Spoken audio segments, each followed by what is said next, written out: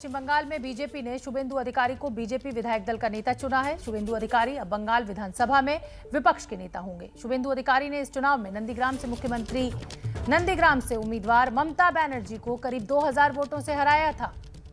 ममता बनर्जी और शुभेंदु अधिकारी के बीच नंदीग्राम की लड़ाई नाक की लड़ाई थी और लगभग 2000 वोटों से शुभेंदु अधिकारी ने जीत दर्ज की थी। हालांकि बंगाल की जो बाजी थी वो बीजेपी हार गई, लेकिन शुभेंदु अधिकारी की एक जीत जो है नंदीग्राम से वो कहीं ना कहीं नाक का मामला जरूर बनी और ममता बनर्जी की इस हार को लेकर सवाल भी खड़े हुए। अब पश्चिम बंगाल विधानसभा में विपक्ष के नेता होंगे शुभेंदु अधिकारी। नंदीग्राम में ममता बनर्जी को मात दी है तो एक बड़ा मुकाम शुभेंदु अधिकारी के लिए। ममता बनर्जी के नजदीकी माने जाते थे। 2016 के चुनाव में सिपह सालार थे ममता बनर्जी के, और इस बार 2021 के चुनाव में ममता बनर्जी के सामने खड़े हुए थे और नंदीग्राम से हराने के बाद अब पश्चिम बंगाल विधानसभा में विपक्ष के नेता होंगे शुभेंदु अधिकारी।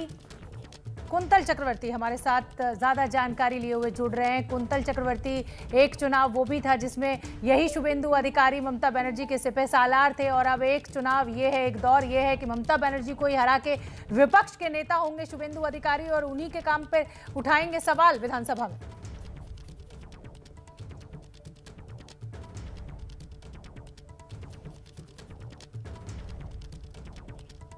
कुंतल, आपको मेरी आवाज मिल रही है?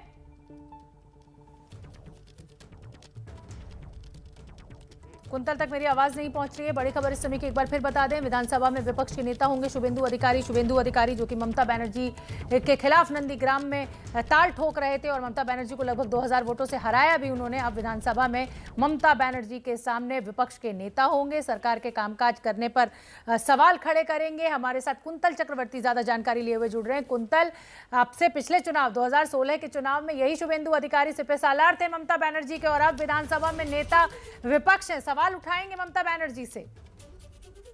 जी बिल्कुल, और सबसे बड़े नाम शुभेंदु अधिकारी शायद थे, इसीलिए उनको ही चुना गया है, क्योंकि नंदीग्राम में ममता बनर्जी को हराने वाले नेता है शुभेंदु अधिकारी और सबसे क्रेडिबल फेस, तो इसीलिए उनको ये दायित्व दिया गया है। और ये भी चर्चा में सामने आ रही थी कि शायद मनोज टिग्गा को भी इस पद पर बीजेपी की तरफ से दायित्व दिया जा सकता है, लेकिन आखिर शुभेंदु अधिकारी को ही चुना गया है। और शायद बीजेपी के अंदर जो भी विधायक है उनके सहमति भी शुभेंदु अधिकारी की तरफ ही था, तो इस वजह से शुभेंदु अधिकारी को इस दायित्व के लिए चुना गया है। और अगले 5 साल उनके सामने ये एक बहुत ही बड़ी चुनौती होगी।